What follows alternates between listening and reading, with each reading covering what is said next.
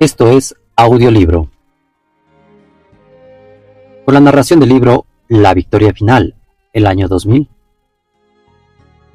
Escrito por el pastor Marvin Byers. Bienvenidos. Episodio 12. Capítulo 12.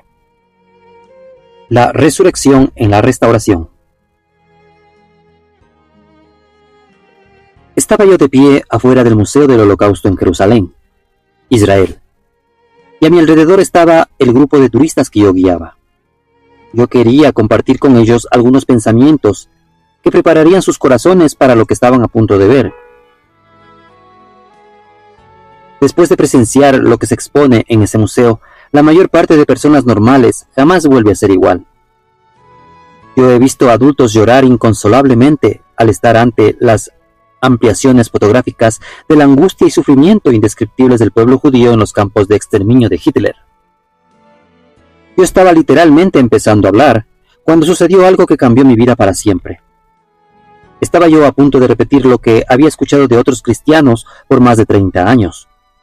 Cuando explicaban la razón por el sufrimiento del Holocausto, yo estaba por decir: lo que van a presenciar es el resultado de cuando los padres de Israel gritaron hace 2000 años: su sangre sea sobre nosotros y sobre nuestros hijos.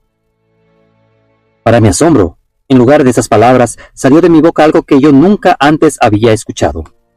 Dije: lo que van a presenciar es el precio más alto que cualquier pueblo sobre la faz de la tierra haya pagado por un suelo patrio. Ese precio fue la sangre de 6 millones de judíos. Si ese precio no hubiese sido pagado, el mundo todavía estaría rehusando darle al pueblo judío un lugar donde vivir sobre esta tierra. El pueblo judío aún andaría errante como extranjero en una tierra extraña, perseguidos y vilipendiados en todas las naciones del mundo. Sí, en el juicio del Mesías, los judíos gritaron eso: su sangre sea sobre nosotros y sobre nuestros hijos, Mateo 27:25. Pero cuando su sangre estaba siendo derramada, su Mesías también oró: Padre, perdónalos, porque no saben lo que hacen, Lucas 23:34. Yo creo que toda oración que el Señor oró fue y será respondida. Por eso yo creo que el Padre los perdonó.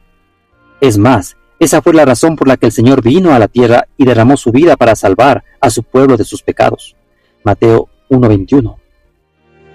¿Cuántos como creyentes le hemos pedido al Señor que nos cubra con su sangre o que permita que su sangre preciosa sea aplicada a nuestra vida? Si eso se convierte en una bendición para nosotros, ¿acaso la aparente maldición que los padres judíos trajeron sobre sí no se convertirá en una bendición en sus vidas y en la de sus hijos también? Si su sangre está sobre ellos, entonces seguramente ellos son un pueblo bendito, porque su sangre habla mejor y mejores cosas que la sangre de Abel, Hebreos 12:24. La sangre de Abel clamó al Padre por venganza contra su hermano, pero la sangre de Cristo clama al Padre por perdón sobre sus hermanos. Nosotros debiéramos esperar que su sangre sea sobre ellos y sobre sus hijos perpetuamente. Su propio sumo sacerdote, Caifás, profetizó que él moriría por la nación para que ésta no pereciera. Esta no ha perecido y nunca perecerá. Juan 11, del 50 al 51. Nota: entiendo que hubo varias razones de peso por las que los judíos sufrieron el Holocausto. Ciertamente, una de ellas fue su rechazo al Mesías, pero también fue parte del plan de Dios permitirles volver a su tierra en estos últimos días. La muerte de 6 millones de judíos abrió el camino para que esto ocurriera. Para quienes deseen consultar una obra calificada sobre el Holocausto como una revelación del juicio de Dios, recomiendo el libro de Arcatz, de Holocaust, Pensacola, Florida. Capítulo en Library 1998. Continuamos. ¿Será que Dios ha escogido perdonar a su pueblo mientras que los gentiles rehusan conceder perdón? ¿Y siguen acusando falsamente al pueblo judío de haber matado a Cristo? No fueron los judíos quienes colocaron a Cristo en la cruz. En Lucas 18:32-33, Jesús dijo a los gentiles: lo azotarían y luego lo matarían. Todos tuvimos que ver con su muerte. Fueron mis pecados y los suyos, lector y oyente, los que llevaron a Cristo a la cruz, junto con los pecados de todo el mundo. El Señor reveló esto al permitir que los gentiles romanos y los judíos obraran juntos para crucificarlo. Pero nadie le quitó la vida. Él puso su vida al escoger morir por judíos y gentiles por igual, algo que decidió desde antes de la fundación del mundo. ¿Podemos imaginar lo que habría sucedido si los judíos no hubieran rechazado a su Mesías? El mundo no habría sido salvo. Sí entiendo correctamente lo que Pablo quiere decir al declarar que los gentiles han alcanzado misericordia por la desobediencia de ellos, los judíos, Romanos 11:30. ¿Será que la sangre del Cordero, que basta para limpiar y perdonar al resto del mundo, puede también limpiar y perdonar a su propio pueblo? Quizás la iglesia gentil ha manifestado dureza contra los judíos por los pecados de Israel, debido a una ceguera espiritual que el corazón humano. Esta ceguera nos impide ver su propio pecado e indignidad. ¿Son los judíos peores pecadores que los demás por haber rechazado al Mesías?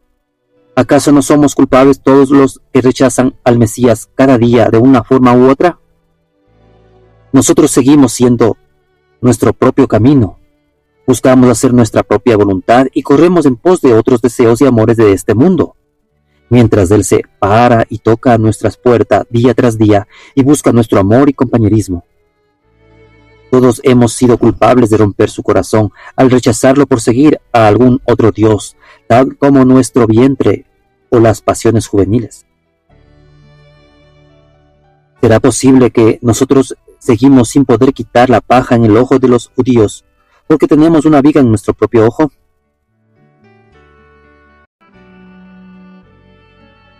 Quienes han vilipendiado, rechazado y hasta perseguido a los judíos, caen en razonamientos falaces para justificar sus propios actos. El oído profético de Jeremías podía oír el razonamiento de los enemigos de Israel mucho antes de la cruz. Al hablar de la miserable condición de los judíos, él se lamentó así: todos los que los hallaban los devoraban, y sus enemigos han dicho: no somos culpables, porque ellos han pecado contra el Señor, morada de justicia, el Señor, esperanza de sus padres. Jeremías 57, versión LBA. Imagine esto: ellos justifican destruir a los judíos porque los judíos pecaron contra el Señor. ¿Acaso nosotros no? Pero la palabra del Señor por medio de Jeremías pasa a declarar el fin del asunto y proclama la actitud inmutable de Dios hacia Israel y cada uno de nosotros.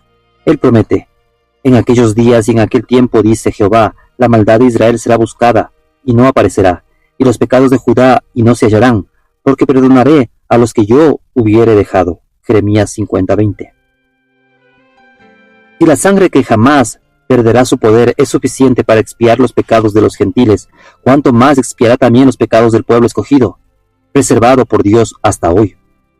Pablo dijo que la salvación es dada al judío primeramente y también al griego, Romanos 1:16. Sabemos que Pablo correctamente le atribuye la fuente de muchas bendiciones a la raza judía: la adopción, la gloria, el pacto, la promulgación de la ley, el culto y las promesas, de quienes son los patriarcas y de los cuales, según la carne, vino Cristo. Romanos 9, del 4 al 5. Él pasa a decir que Dios les dio ojos con que no vean, y que Él permitió que cayeran y rechazaran a su propio Mesías para traer la salvación a los gentiles, y así provocar celos en los corazones de los israelitas nacidos en lo natural. Romanos 11, del 8 al 11. Es más, Pablo dice que los gentiles han alcanzado misericordia por la desobediencia de ellos, los judíos. Romanos 11:30. Entonces, lejos de condenar a Israel por rechazar a su Mesías, los creyentes gentiles debieran estar humillados porque ellos bien podrían no ser salvos hoy, si Israel no lo hubiera rechazado a él. Esto, más que despertar condenación hacia ellos, despierta inspirar compasión y quebrantamiento en vez de amargura. Él declara que Israel se convirtió en una fuente de misericordia para los gentiles en el principio, y que ahora los gentiles deben convertirse en una fuente de misericordia para Israel en el fin. Romanos 11:30-31.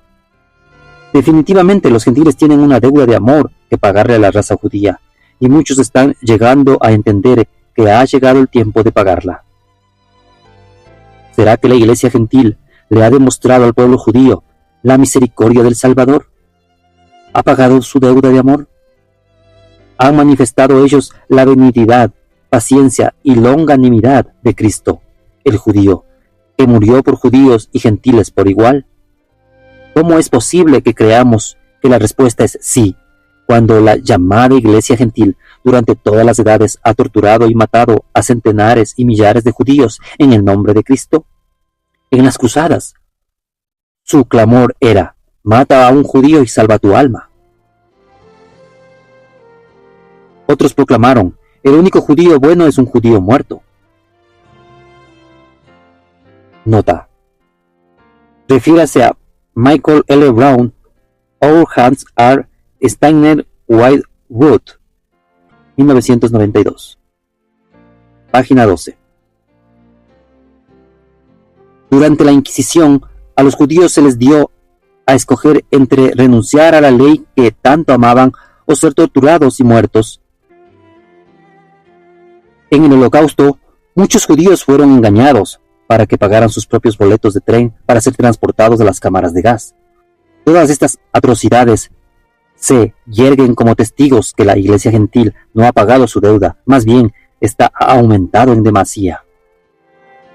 Algunos dirán que el Holocausto, a diferencia de las Cruzadas y la Inquisición, no fue hecho en el nombre de Cristo, pero ¿cómo ve el Señor a la Iglesia, que supo durante años lo que Hitler hacía y, con su silencio mundial, se convirtió en cómplice de Hitler?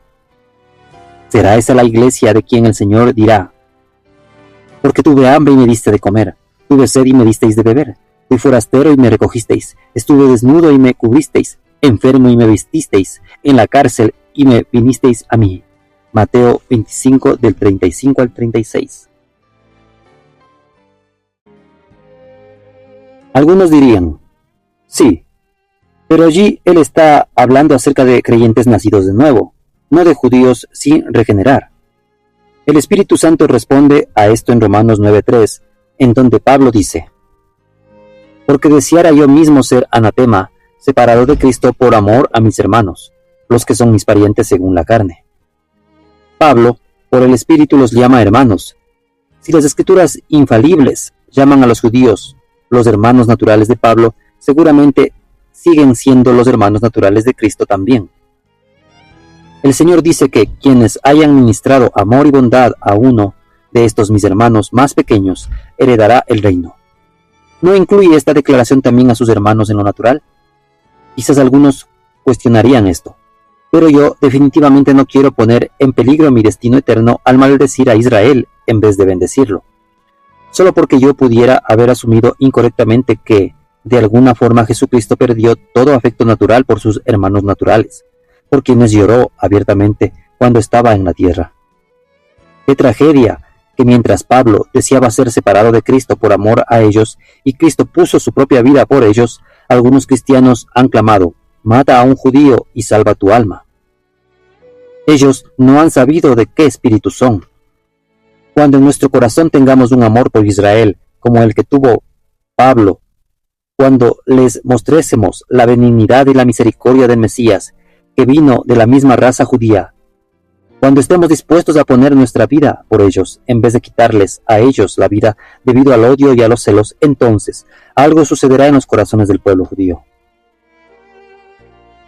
Sin importar si un judío es ateo o budista, o agnóstico o musulmán, o hasta un medium espiritista, el Estado de Israel le extiende una bienvenida calurosa y lo invita a regresar y convertirse en un ciudadano israelí. Por otro lado, si es un judío que cree en el Mesías Yeshua, Jesús, es excluido de su propia tierra y de su pueblo por una decisión de la Corte Suprema israelí. ¿Por qué es esto así? ¿Será porque odian violentamente a Cristo? No, ellos no odian al Cristo de la cruz, más bien odian al Cristo que ha sido revelado demasiadas veces durante los siglos por la Iglesia gentil. Un Cristo falso. Sabemos precisamente lo que la raza judía hará un día, al ver la gran misericordia y amor de su Yeshua, revelado a través de cristianos verdaderos, cuando lleguen a entender que Él no es su enemigo, sino su amante redentor. Zacarías 12 dice que toda la nación llorará amargamente, como se llora por un hijo unigénito. Ellos no saben quién es realmente Yeshua, y jamás lo sabrán hasta que los creyentes gentiles que recibieron misericordia a través de ellos empiecen a manifestar misericordia hacia ellos. Como nos indica todo esto en el rapto ocurrirá después de la gran tribulación, Pablo asegura que todo Israel será salvo. Romanos 11:26. La mayoría de estudiosos de profecía sabrán que, según la Biblia, Israel se volverá al Señor al final de la gran tribulación. Un mensajero celestial le confirmó esto al profeta Daniel, al describir la gran tribulación que vendrá sobre su pueblo Israel como tiempo de angustia, cual nunca fue desde que hubo gente hasta entonces. Daniel 12:1. Seguramente este es el mismo tiempo de angustia que Jesús predijo que vendría sobre Judea y que sería un tiempo de gran tribulación, cual no lo ha habido desde el principio del mundo hasta ahora, ni la habrá. Mateo 24:15-21. En este discurso incluso Jesús nos refiere de vuelta a Daniel. El mensajero luego le dijo a Daniel: en aquel tiempo será libertado tu pueblo. Daniel 12:1. Entonces a Daniel se le permitió escuchar una conversación celestial que le dio aún mayor entendimiento sobre este tiempo. Un ser celestial le preguntó a otro: ¿cuándo será el fin de estas maravillas? Daniel 12:6, parte B. La respuesta fue: será por tiempo, tiempos y la mitad de un tiempo. Y cuando se acabe la dispersión del poder del pueblo santo, todas estas cosas serán cumplidas. Daniel 12:7, parte B.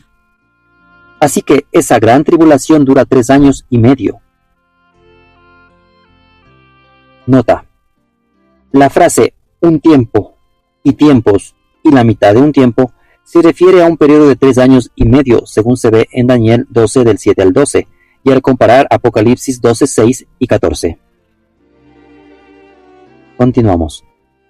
Y al final de ese tiempo, el poder de Israel será totalmente deshecho.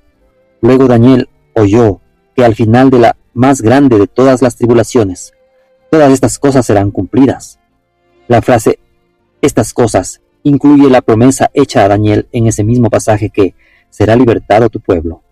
Muchas escrituras muestran que Israel solo será libertado cuando se arrepienta y se vuelva a Dios. Vea Zacarías capítulos 12, 14 e Isaías 25 del 8 al 9. Sin embargo, como vimos en el capítulo 5, Pablo dijo y dice que la iglesia será el instrumento que Dios usará para hacer volver a Israel en los últimos días. La iglesia pagará su deuda de amor con la raza judía y se convertirá en un vaso de misericordia divina hacia Israel. Pero esto no sucederá a través de una iglesia que ya haya sido arrebatada, que haya dejado atrás a Israel para sufrir.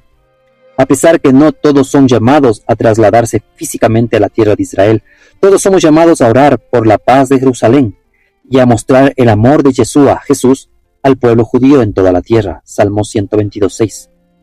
Para lograr esta meta, la iglesia debe estar en la tierra para la hora de la prueba de Israel. Algunos se preguntan si nuestro razonamiento es válido. No hay que temer.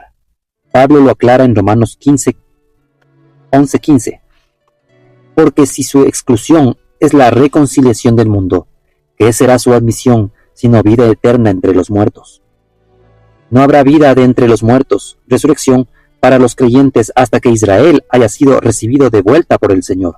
Por tanto, tampoco habrá rapto, ya que la resurrección precede inmediatamente al rapto, en 1 de Tesalonicenses 4 del 16 al 17. Si alguien necesita más pruebas que la restauración de Israel viene antes de la resurrección y el rapto de Israel, el libro de Daniel y Pablo las provee. En Daniel, el mensajero celestial declara: en aquel tiempo será libertado tu pueblo, y muchos de los que duermen en el polvo de la tierra serán despertados, unos para vida eterna y otros para vergüenza y confusión perpetua. Daniel 12 del 1 al 2. Esta es, en el Antiguo Testamento, una revelación de la resurrección, pero notemos que viene inmediatamente después de la liberación del pueblo de Daniel, Israel, y su liberación sucederá únicamente cuando se haya vuelto a su Dios. También aparecen más pruebas que la restauración de Israel sucede antes de la resurrección, al considerar otra vez el misterio de Pablo. El misterio de Pablo es una clave para el tiempo del rapto. Pablo se refiere a un misterio específico, en singular, 17 veces en sus escritos. Una de esas referencias es sobre el misterio de iniquidad, en 2 de Tesalonicenses 2:7, que obviamente no es el mismo que el misterio del Evangelio, Efesios 6:19. En cuanto a las 16 referencias restantes, no cabe duda que todas se refieren al mismo misterio que Efesios define claramente. ¿Cómo lo sabemos? En el caso de 13 de esas referencias hay ideas o palabras en común, que las enlazan. Esto muestra que Pablo está hablando siempre de un solo misterio. Nota: refiérase a la nota acerca de las referencias de este misterio de Pablo que ponemos en el video de este audiolibro. Continuamos. La única referencia más es Efesios 5:32, en cuanto al misterio de la unión entre Cristo y la Iglesia. Pero ya discutimos en el capítulo 5 porque esto también se refiere al mismo misterio que Pablo revela en todo Efesios. En las otras 2 de las 16 referencias de Pablo a un misterio, no es inmediatamente obvio que se refieran al mismo misterio que se mencionan en otras partes.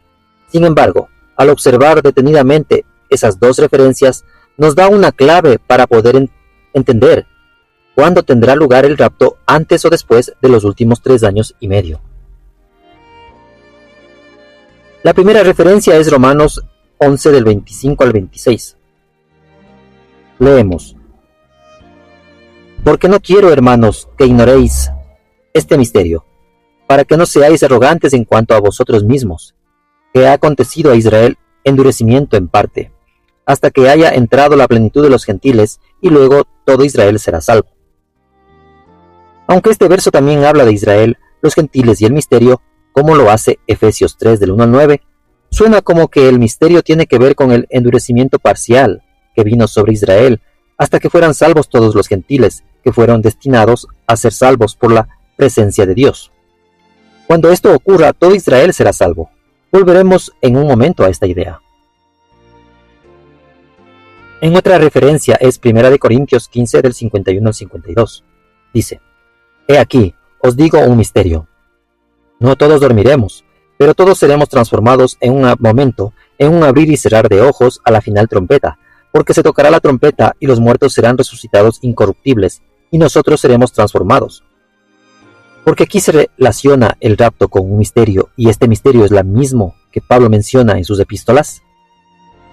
Efesios 1 del 9 al 11 al 10 es el pasaje que nos ayuda a entender estas 2 referencias del misterio, que no son claras, dándonos a conocer el misterio de su voluntad según su beneplácito, el cual se había propuesto en sí mismo de reunir todas las cosas en Cristo en la dispensación del cumplimiento de los tiempos, así los que están en los cielos como las que están en la tierra.